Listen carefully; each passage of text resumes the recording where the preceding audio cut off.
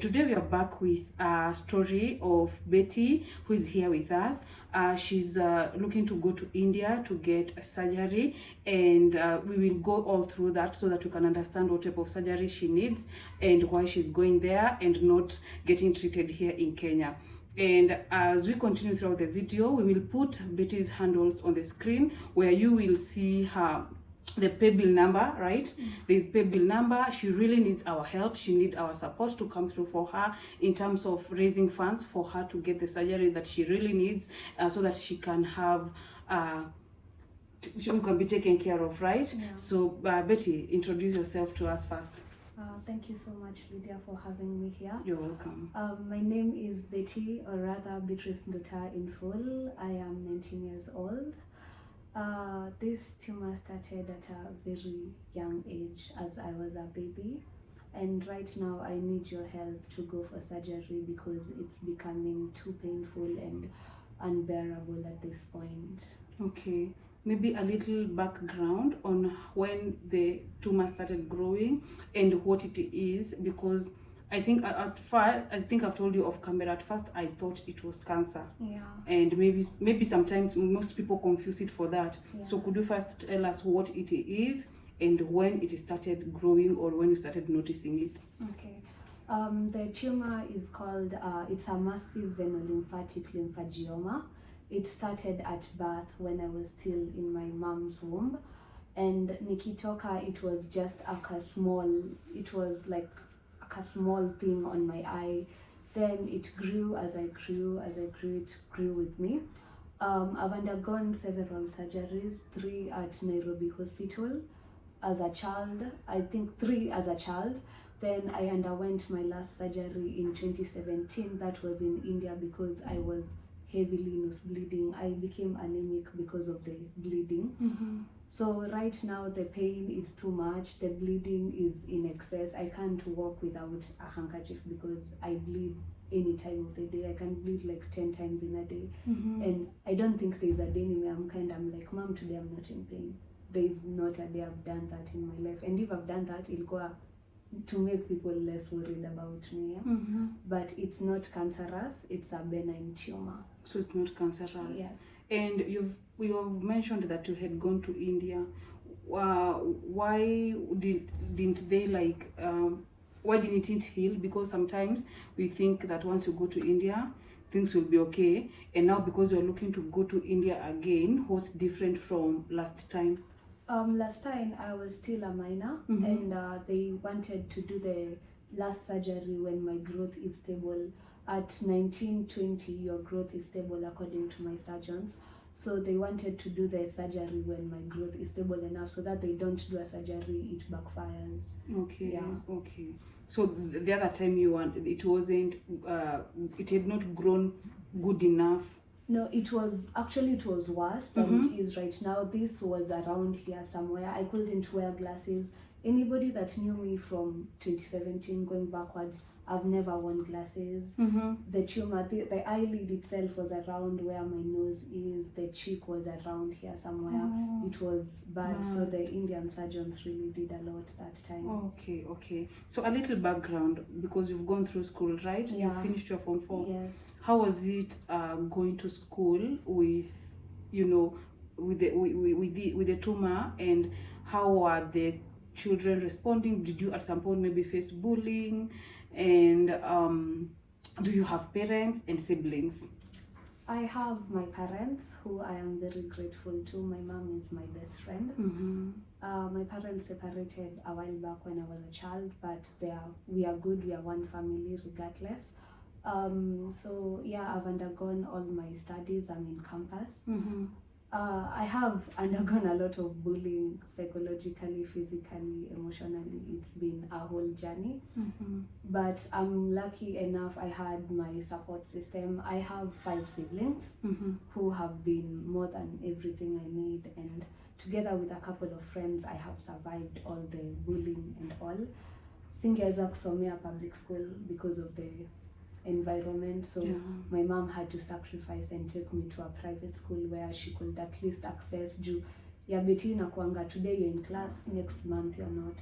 So I couldn't survive in an environment where a teacher won't understand all of that. Yeah.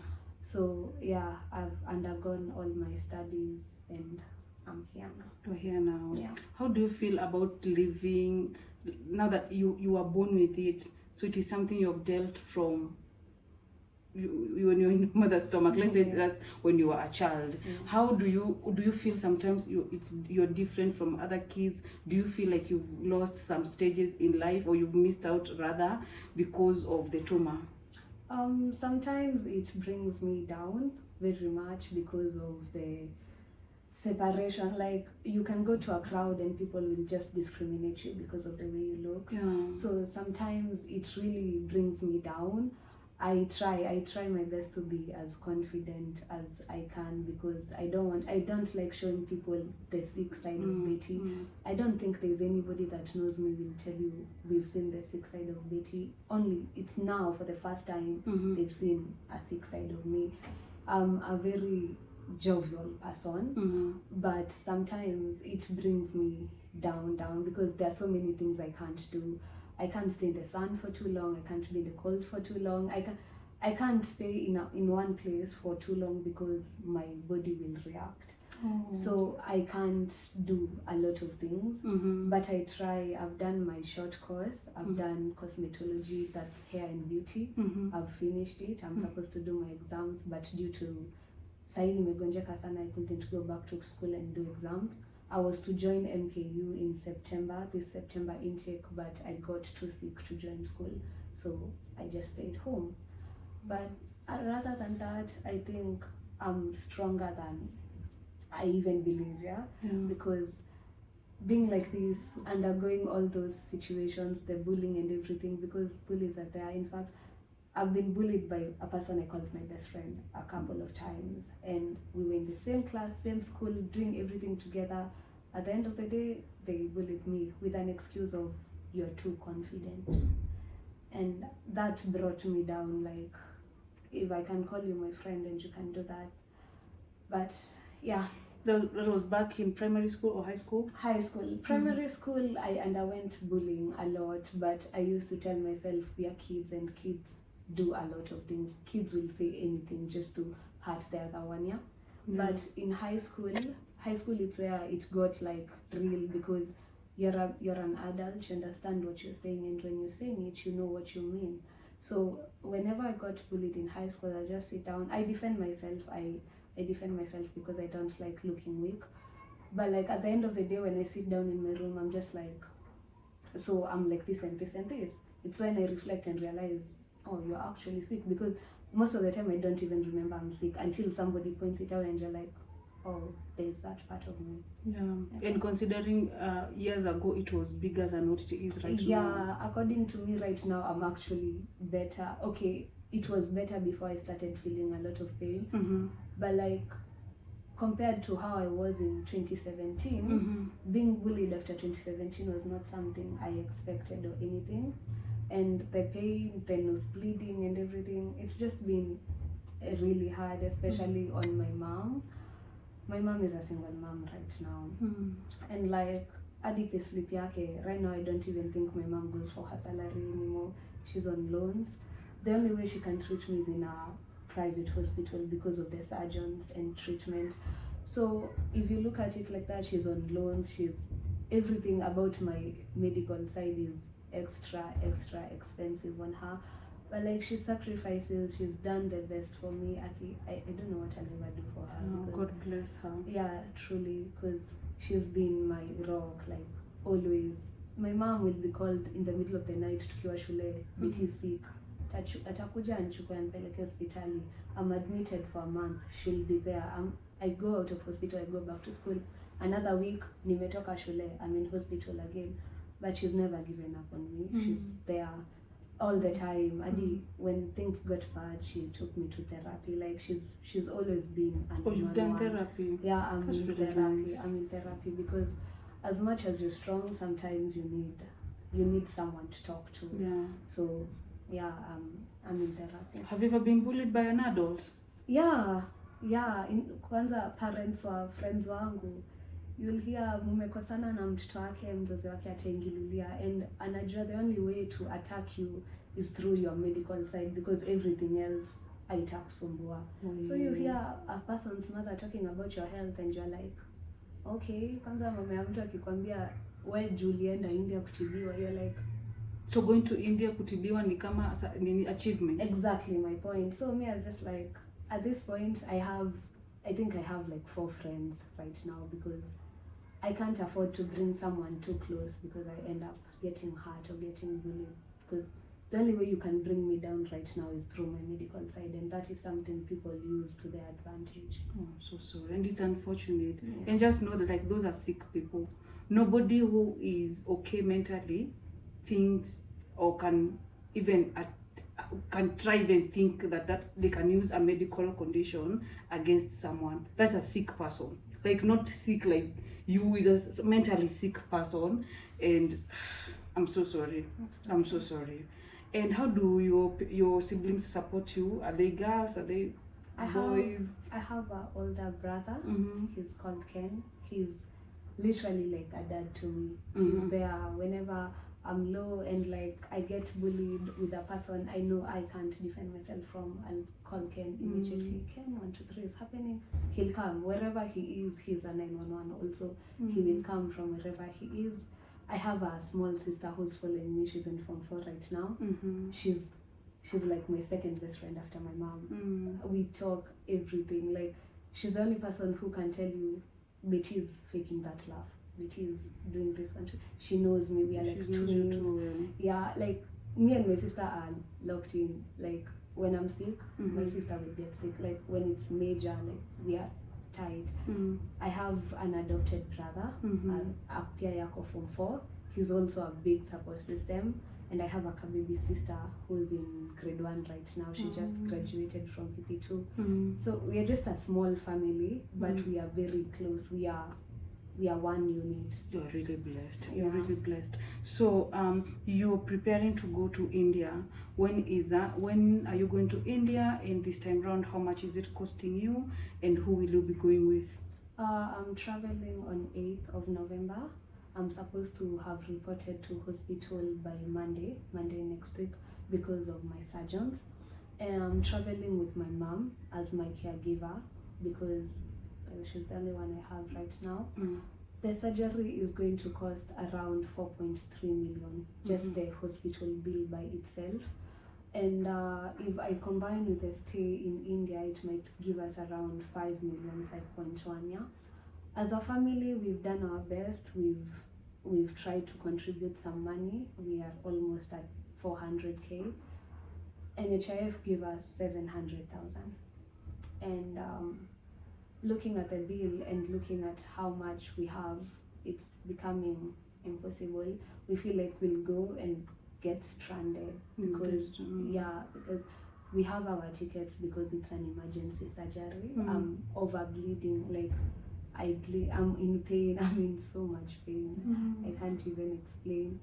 So due to the emergency flight, we just have to travel with what we have managed to raise as a family.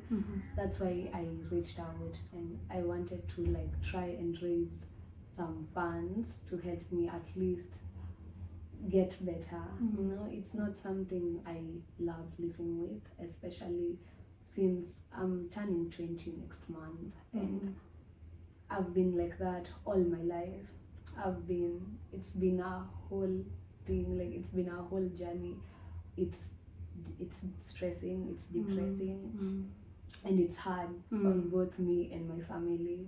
So getting better is a dream come true for me. I think that's the only thing on my wish list right now. The only thing I would wish for, the only thing I pray for is that I wake up one day and my mom doesn't have to get worried that Betty cannot do this because she'll get sick. Yeah. I'm so sorry, Betty. And maybe to just close the video, I just wanted to ask, what would you like to be when you grow up in terms of career? I wanted to do psychology because I have seen how much mental health matters from a personal perspective. But due to like when I was doing my KCSE, wiki rehearsals, I was in hospital, I was admitted. So like my grades didn't match up to KMTC level. So right now I want to do business management, but I know in the near future I will find a way to do psychology. Okay. That is what I will do. And you will do it, and you will do it, and you continue believing in yourself, believe in the universe to provide and to work in your favor. So I'm just going to maybe ask you maybe to remove your shades for people to see what you are dealing with, because maybe they may not see it. How does it make you feel when you're like that without shades? Insecure. It makes me feel scared. Only my family and best friends have seen me without glasses. By family, I only mean the nucleated family, not even my extended family. I feel very insecure around people without glasses because of the bullying. Bullying has been a major thing in my life. And it's unfortunate. Yeah. Because I don't think such cases, no case even deserve bullying. Yeah. No case, because nobody gets born and chooses to have an issue, a health issue to deal with. Yeah. So I'm so sorry, return your glasses, it's fine. So guys, you have heard the story of Betty. We have tried to make this interview as quick as possible, just to give you the basics of and the main points of what she's dealing with. All I ask you guys, if it's to send something to the account on your screen. Betty needs not less than 5 million to get treated in India. So far, the family has managed, the family plus NHIF, now SHIF, is it SHIF or SHAF? They have managed to have 1 million and 1,100,000. So they are so far away from the target, and she's supposed to travel on Friday. Today is Wednesday. Today is Tuesday. Sorry, today is Tuesday. She's supposed to travel on Friday so that on Monday she can meet with the doctors in India.